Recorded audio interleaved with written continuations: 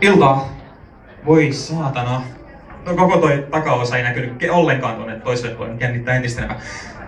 Mä oon ollut tänä kesänä, tämä kesä on ollut upea siinä mielessä, että tää on ollut aikaa, milloin mä oon ollut positiivinen. Mä oon käynyt ulkona, mä oon hymyillyt, mä oon ollut kiltti kaikille. Mä oon siinä aikana onnistunut niin tapaa uusia ihmisiä, uusia ajatuksia ja rakastunut, tavannut hienon naisen. Kaikki on mennyt tosi hyvin. Se on vitun raskasta olla niin positiivinen koko ajan. Niin mä ajattelin, että nyt syksyllä mä otan uuden asenteen. Mä ryhdyn tosi negatiiviseksi, mä akkaan tässä saatana hymyilemisen. Mä aloin pistää hanttiin kaikissa asioissa. Ja toisin sanoen mä pistän elämän ihan räsäseksi. Pari ihmiset tuli että Päivi on aarre!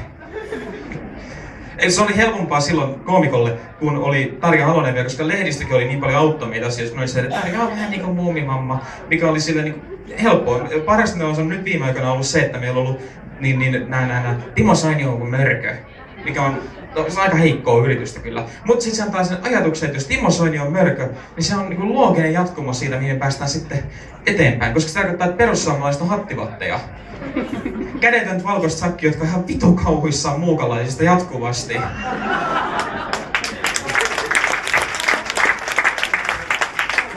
Mutta mä mietin tässä kesäkänä, että mä oon ajanut autoon tosi paljon matkoillisia muita, niin radiomainokset on muuttunut ihan saatana surrealistiksi. Nykyään ei voi enää edes tietää, mitä ne mainostaa, niin kun lopussa sanoo sen tuotteen, mikä siellä on. Et sieltä saattaa tulla jotain ihan älytöntä silleen, niin kuin, joo, poltin saunan maan tasalle, mutta hei, ainakin verokka auttaa siihen. Mut sitten mä olin miettinyt, että jos te haluatte ottaa tällaisen niin pienen kokeilun, laitetaan silmät kiinni, kuvitellaan, että ollaan ajamassa autoa. Ja kuvittelette, että on radiomainos, mikä tulee. Nainen saapuu kotiin, se Kulta, mä oon kotona. Kulta, mitä sä oot tehnyt? Paskoin kissan päälle. Mutta miksi? Koska Gigantissa on nyt alle! Sellaisia tarjouksia, että suoli löystyy. Telkkareitakin lähtee vaikka mihin hintaan tahansa. Voi vitsi, anna sitä kissaa tänne. Mut sit kesän aikana myös on tullut asioita vastaan, että mä oon miettinyt paljon suomalaisuutta, mitä se meinaa. Suomi, mä luin artikkelin lehdestä, mikä oli ihan mieletöntä, kun mun piti kertoa ulkomaalaisille ystäville, että mitä Suomi on. Ja mä katsoin nämä tutkimukset. Oli 2 tutkimusta. Ensimmäinen, joka sanoi, että Suomi on väkiluvultaan maailman onnellisin maa. Ja aina sama reaktio. Mutta sitten sama tutkimus, sama porukka, kaikki samat ihmiset teki tämän tutkimuksen ja paljastui, että Suomi on myös väkiluvultaan maailman korkein itsemurhatilastojen kanssa. Joten mä kerroin näille mun kavereille, kun ne tuli tänne, että jos suomalainen sanoo teille I'm so happy, I could die, ne tarkoittaa sitä. Tässä oli nyt kesän aikana myös paljon juttua, kun äärikristityt kaikki alkoivat sanoa, että niin pitää ottaa alkoholit pois hyllyltä, koska ne yllyttää ihmisiä saatanalliseen toimintaan ja pitää saada se pois sieltä, että se tuhoaa yhteiskunnan. Mikä on ihan vitun paksua puhetta kuitenkin porukalta kerääntyy kerran viikossa vetää viiniä saman katon alle. Kukaan täällä ei käy kirkossa. Ikinä. Mut miettikää, se selitys ei käy missään muualla.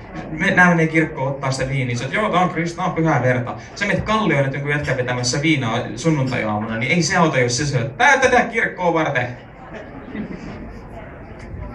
Kuitenkin, nyt toinen se, kun teknologia kehittyy, mä rakastan teknologiaa ja TV:tä erityisesti, koska ne on avain muuten maailmaan. Kuitenkin, tässä on tämä tilaisuus, että nyt televisio on kehittynyt siihen suuntaan, että viimein mun haapeen. Mä hankin isomman telkkarin, minkä mä löydän, ja mä pystyn viimein katsoa kääpiöpornoa luonnollisissa mittasuhteissa. Yksi ihminen täällä se, yes! Mä mietin ihan samaa. Mut vielä viimeinen asia. Kitarat on tunnetusti suomalainen iso menestö. Täällä on upeita bändejä soittaa kitaraa. Mä kans kuulin tän upean urban legendan. Hankit kitaran, saat naisia. Okei? Okay? Menin kitaralle kesän, köyhä opiskelija kun on, kysyin, hei, jos mä ostan kitaran, saanko mä naisia? Saat. No, mulla ei ole rahaa kitaraan. Mitä mä saisin vaikka puolella siitä? No, ukuleilen. Saa vaan puolet sen koosta. Saaks sillä naisia? Kääpiöitä. Joten mä pelasin varman päälle. Mä hankin soittimen, mikä on about sama kuin kitara, mutta puolet hinnasta. Ostin itselleni banjon. Joten mä nyt seukkaan siskoni kanssa.